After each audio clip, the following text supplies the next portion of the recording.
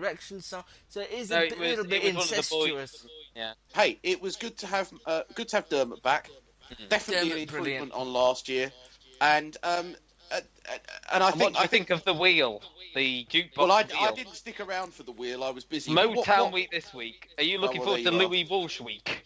I tell you what, I'm looking forward Really? to. No. I'm looking forward to the jukebox mysteriously picking Fright Night ahead of Halloween. That would be a real surprise if that happens. I'd look forward to that instead of Christmas coming in a couple of weeks and Friday Night coming. Yeah, but it's completely random, of course. What I would say is that I did enjoy some of the performances.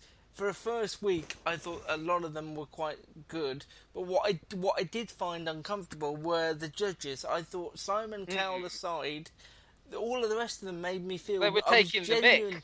Yeah. I was genuinely worried about what each one was going to say. Sharon Osbourne, who I've met and been in the company of... Louis Walsh was just Louis Walsh. 2 or 3... Well, yeah, to be fair. But Sharon Osbourne, who I've been in the company of and I know isn't like that, was just really... I was really uncomfortable. He was drunk, I believe. You did a lot of... Oh, yeah. He was drunk Saturday night. Absolutely drunk. The only thing I worried about with Louis was that at one moment there was a black artist on stage who worked in a hotel and came from Birmingham. I was really worried about the Lenny Henry bit. Oh, no, but he just told her that she came from Birmingham and worked in a hotel, so it was fine. Yeah. It was like, I like it when he tells people what they do and where they're from. Louis Walsh's line of the night was thinking Tupac was still alive. To be fair, though, he has released a lot of records after he's been dead. So you can't blame Louis, maybe he just saw the hologram was so realistic. Yeah. On the whole, as the first show, I enjoyed it. Sharon Osbourne and Nicole Scherzinger, to a point, ruined it a bit for me. Yeah. The judges... Oh, when she was get top off. I just found it a little bit cringeworthy when it came to them. I think the right person left, and I even gained a little bit of respect for Louis Walsh, which I've lost over the years, who said, instead of thanking his act and shaking their hands and that, he did just say the other act was brilliant. The big news of Will Young leaving suddenly, one of the big names. This is all very strange for personal reasons, and then he sent a text to Chris Evans saying he was all dandy. So I'm not sure what's going on there. Well, now there's reports in the press that he's suffering from PTSD. He basically had a bit of an argument with Len Goodman, didn't he? He questioned... Yeah, but it was a whole lot of nothing, really. Yeah. They just used that, didn't they? Because there was a bit of an argument. And Tamika Epsom left this week, which was quite sad. And again, the most ridiculous story in the world, and this proves to me that people in newspaper offices must just sit there and throw dice to make up a story. Oh, 2 black people left, therefore the British public are racist for voting them out. How ridiculous. So I think it's just they're trying to create controversy a little bit where there isn't. I think, it's absolutely ridiculous to suggest that the British public are racist because they voted us 2 black people in 2 weeks. That's stupid. So Louis Theroux's Saville documentary, a couple of weeks ago when I tweeted I'd seen this, a lot of people were really confused, and I always forget that people don't follow TV listings and things as much as the 3 of us do. So they were like, how can he do a new one? He's been dead years. So, you may remember a few years ago... Was it just like that?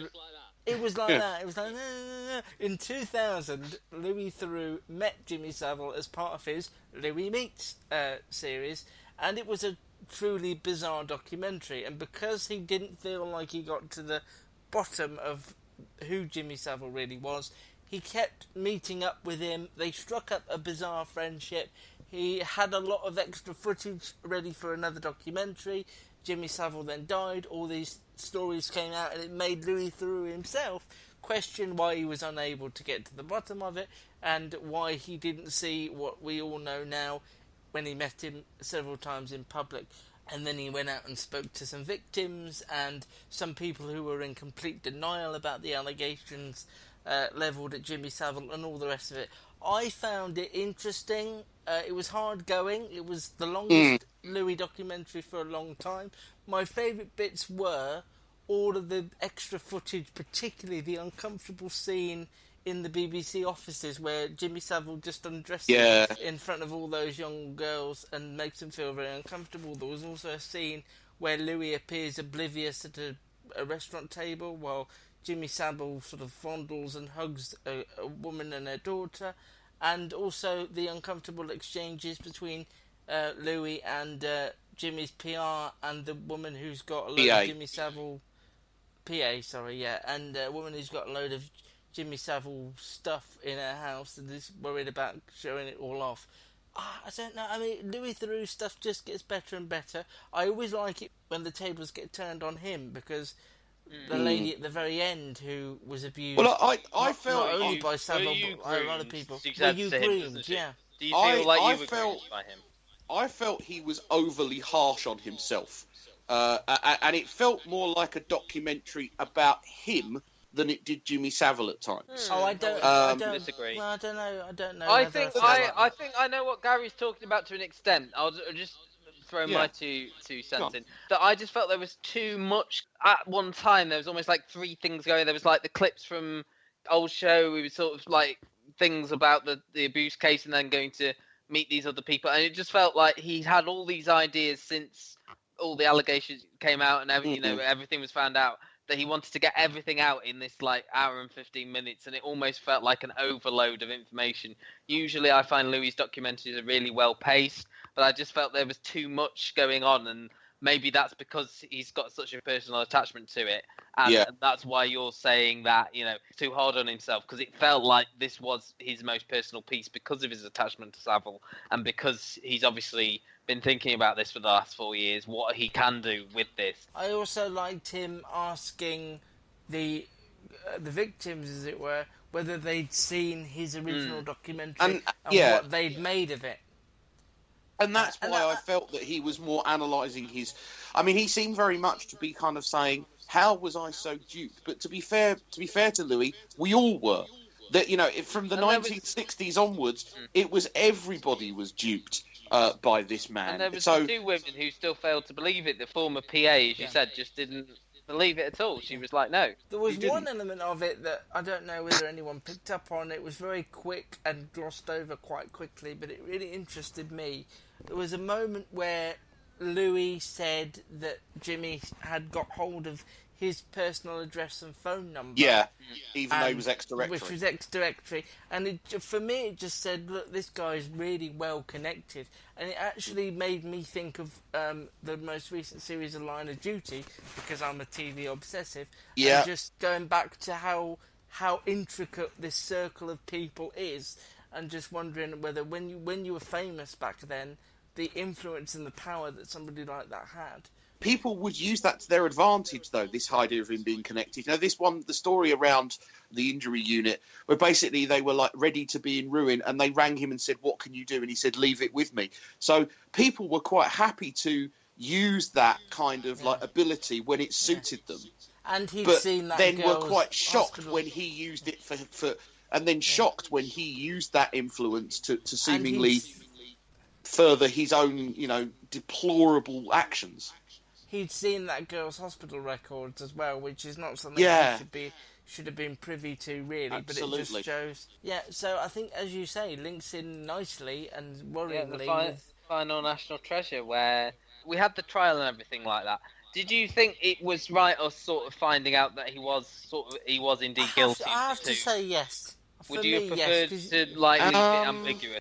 I'm still not entirely sure that those flashbacks mean he did it, but I do agree that they certainly imply it. They do, Gary. They do. I know. Because they even have Tim McInerney's character hearing noise and deciding not to knock on the door when Julie Walters. So I didn't need them. I didn't need to have confirmation whether he had done it to still enjoy the programme as a drama and enjoy the action. I think that's somewhere where I am as well. I think I didn't mind it. I suppose the ambiguous ending you got was the fact that has his wife left him. He'd lost mad? the one thing he did actually care about. Made me wonder, because we said throughout that Robbie Coltrane plays it very ambiguously, that you don't know whether he's done something or whether he has. And the thing is, I just wonder whether he did do that, or whether when somebody has that allegation levelled at them, whether we view them differently, so everything they do seems to look different through our eyes because we think we know something about them. The guy playing the younger version of Robbie Coltrane, it comes across as a lot more sleazy than the sort of. Well, he would have. I suppose he was famous and well known, and now he's sort of daytime quiz show host sort of thing. And you got the impression as well that actually coming out of the trial, he's probably got more publicity now. You know, he's got a book and everything. He's got a book deal, yeah. This was outstanding. The one scene that I had a tiny bit of trouble with when it was happening was the Julie Walters, Tim McInerney sort of lack of a better word, sex scene. But then I realised, Go on. But then I realised why they'd done it, and it made sense why they'd done it. Everything sort of made sense, but I think of that, the Tim McInerney and Julie Walters relationship is probably the weakest aspect of National Treasure. But that's very relative in that this is a fantastic drama. But I think what it said is that Tim McInerney had no life of his own, really. He was forever tethered to the three of them. And obviously, if he'd been found guilty, then that would have sort of tarnished his reputation as well as a... Yeah, he was doing it. That's why he feigned ignorance about what happened. He did a Gary on the stand, didn't he? Because I just don't remember any dates or any names or anything. And odd having like Darren Boyd there as the prosecutor. This is up there. And can I just say one of the unsung heroes of National Treasure as well?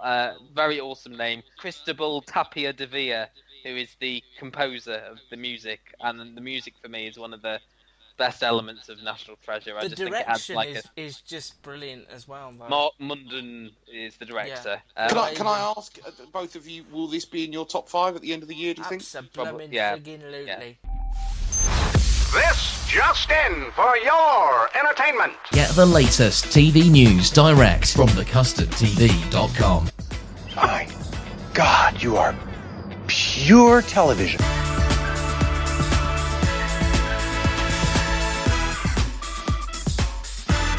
Guaranteed. Pick of the week, which I need to have a look because I've got no idea what's on next. Shall I go first? Because I have found mine. Are you doing 1 or 2? I'm going to go for 1. Or I'm 8. going to go for E4 Thursday night. Crazy Head, a very trippy horse. Now I don't agree with the first part of the title, but the first part of the title, Crazy Head. Now this looks interesting because basically it is created by the guy who did flip. Come out of it Misfits. now. Misfits, which I think was a surprise hit. No one really knew anything about that before it came out.